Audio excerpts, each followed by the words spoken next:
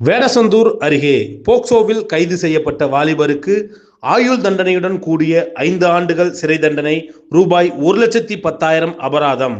Dindigul POCSO சிறப்பு நீதிமன்றம் தீர்ப்பு.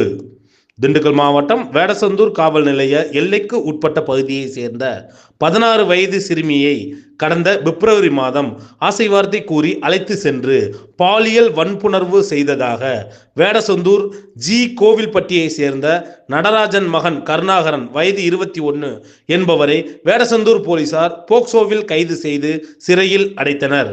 இந்நிலையில் இவ்வழக்கு திண்டுக்கல் போக்சோ சிறப்பு நீதிமன்றத்தில் விசாரணையில் இருந்து வந்த நிலையில் வேடசந்தூர் காவல் நிலைய ஆய்வாளர் வேலாயுதம் தலைமையிலான போலீசார் மற்றும் அரசு வழக்கறிஞர் மைதிலி ஆகியோரின் சீரிய முயற்சியால் இன்று போக்சோ சிறப்பு நீதிமன்ற நீதிபதி வேல்முருகன் அவர்கள் கருணாகரனுக்கு ஆயுள் தண்டனையுடன் கூடிய 5 ஆண்டுகள் சிறை தண்டனை, ரூபாய் 1,10,000 அபராதம் விதித்து தீர்ப்பு வழங்கினார்.